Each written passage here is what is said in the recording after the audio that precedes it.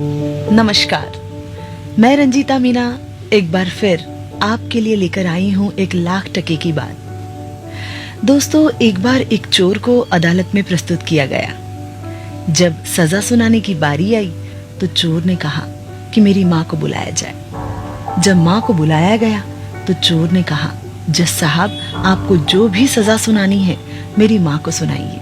जज साहब ने पूछा, ऐसा क्यों?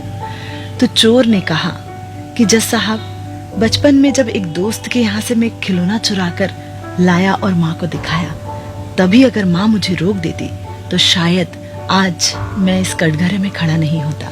दोस्तों, मेडिकल साइंस कहता है कि बच्चे के पैदा होने से लेकर के अगले 7 साल की उम्र बड़ी ही महत्वपूर्ण होती है। इस उम्र में वह एक रिकॉर्डिंग मशीन की तरह होता है। वह माता पिता को जो भी करते देखता है वही सीखता है। प्रत्येक घटना को गौर से देखने पर अगर उसे माता पिता की मौन अनुमोदना मिलती है तो वह उस घटना को सही मान लेता है। जैसे अगर माता पिता अपने नौकरों से झगड़ते हैं, बदतमीजी करते हैं, दुर्व्यवहार करते हैं या अपने बुजुर्गों का सम्मान नहीं करते हैं, या फिर अगर उन्हें कोई बुरी आदत हो जैसे सिगरेट पीना आदि आदि, तो दोस्तों समझ लीजिए आपने बच्चे को भी वही सब कुछ सिखा दिया है। इस समस्या का एक समाधान है। आप इस समस्या से उबर सकते हैं। जैसे ही बच्चा पैदा हो, यह मान लीजिए कि एक बोर्ड आपके सामने लिखा हुआ है जिस पर लिखा है कि आप कैमरे की निगाह में हैं। दोस्तों, कई बार हमने देखा है कि बहुत ही पढ़े लिखे एवं समझदार व्यक्ति भी कई बार अपने जीवन साथी से या अपने कर्मचारियों से बदतमीजी से पेश आते हैं। अगर आप उनके बचपन में झांक कर देखें तो आपको पता चलेगा कि उनके माता पिता भी ऐसे ही थे। पुराने लोग कहते थे कि माता पिता ही बच्चे का सबसे पहला स्कूल होते हैं।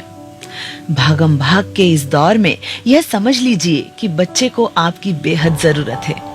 आप उसके भले बुरे व्यक्तित्व निर्माण के एक अनिवार्य किरदार हैं। पुरुषों को अपनी मनःस्थिति बदलकर पत्नी के साथ बच्चों की परवरिश में सहभागिता करने की सख्त जरूरत है। नौकरी, बिजनेस में चाहे आप कम समय दें, लेकिन बच्चे के 1 साल से लेकर के 7 साल की उम्र तक उन्हें क्वालिटी टाइम देना बहुत जरूरी है।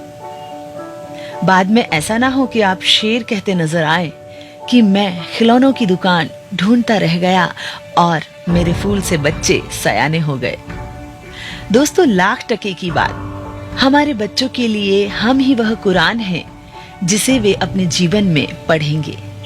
हम ही वह इकलौता धर्म है जिसे वे अनुसरण करेंगे।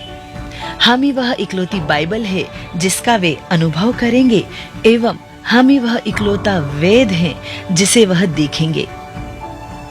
अगर आपको मेरी ये बात अच्छी लगी हो तो हमारे पेज योगेश मीना को लाइक और फॉलो करना ना भूले। साथ ही साथ आप सब्सक्राइब कर सकते हैं यूट्यूब चैनल योगेश मीना को भी। और भी ऐसी खूबसूरत सी बातें लेकर आती रहूंगी आप लोगों के लिए। मैं रंजीता मीना, खंडवा, मध्य प्रदेश से। धन्यवाद।